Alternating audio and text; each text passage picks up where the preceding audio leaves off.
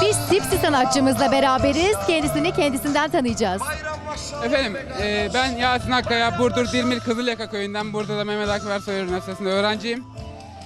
Küçücük bir çalgı olan ama boyundan büyük işler başarmak deyimini benim gözümde tamamen karşılayan bu çalgıyla yaklaşık 4-5 yıldır uğraşıyorum. Etkinliklerde ve farklı işlerde bu sazın tanıtımı adına emek veriyorum. Umarım bu gayrete birkaç yüreğe Sipsi'yi sevdirebilmişizdir, birkaç insana Sipsi'yi tanıtabilmişizdir. Böyle. O zaman daha fazla yüreğe Sipsi'yi sevdirebilmek için haydi bakalım sendeyiz. Dinleyelim.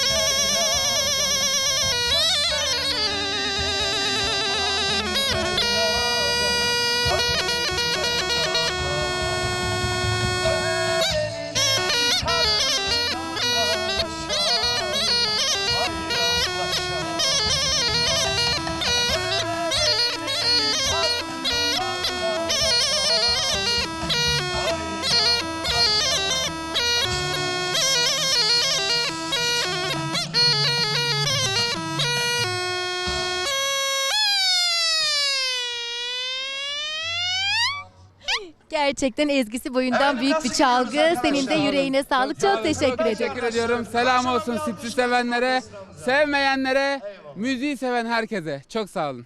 Görüşmek üzere. Evet, Dilara'dan mikrofonu alıverdim. Dedim bizim kız. Sen Sipsi'yi pek beğendin. Al eline Sipsi'yi, kaç git yanımdan. Çünkü neden? Ahmet Koca gibi gerçekten halk müziğine değer vermiş, halk oyunları oynamış, eğitmenlik yapmış, farklı nefes sazlarla uğraşmış bir değer var yanımızda. Şimdi öğreneceğiz, bakacağız Ahmet Koca kimdir, nedir, ne değildir. Hocam hoş geldin. Hoş bulduk kardeşim. Ahmet Koca kimdir? Ahmet Koca Antalya Serik doğumlu. Ege Üniversitesi Konservatuarı Türk Halk Oyunları bölümü mezunu. Haliç Üniversitesi'nde de yüksek lisans, müzik üzerine yüksek lisans yapan biri. Evliyim, 2 çocuk babasıyım. Honamlı yörüğüm. Yıllardır Yörükler Derneği başta olmak üzere diğer yörük derneklerimize ya da köy derneklerimize bu kültürü yaşatmak, aşılamak ve onlarla beraber aşılatmak için görev yapan biriyim. Sizin gibi değerleri hani küçükten büyüğe kadar 7'den 70'e derler ya tabiri caizse o değerleri ön plana tutmak için elimizden geleni yapmaya çalışıyoruz. Çünkü Türk'ün özü müziktir. Türkçe müzikten türemiştir. Yani Orta Asya'dan gelirken biz manilerimizle, boğaz havası deriz burada, boğaz havalarımızla, ne bileyim ağıtlarımızla beraber Türkçemizi yaymışız. Yani o yüzden Türk'ün özü müziği seven kişidir ve müzik yapan kişi de öz Türktür diyoruz.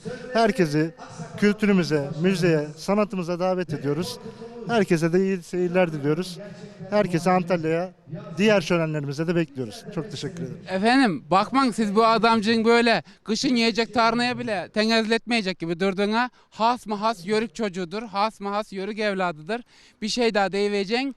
Adı Ahmet Koca ama benim gözümde çok büyük bir hoca. Niye? Hep böyle organizasyonlarda, etkinliklerde ben de içine olmak üzere yöremizin sazlarına, sözlerine, sesine ses olmaya çalışan, avaz olmaya çalışan kim varsa bir arar, bulur, ulaşır der ki aynı torpağa attığın buğdayın büyüdüğü gibi bir filiz yeşerdi veren de 3-5 adam daha dinleyevesin der. Sağ olsun, var olsun. Bu etkinliğe beni zaten Ahmet Hocam çağırdı. Biz bu kültürün hamallarıyız.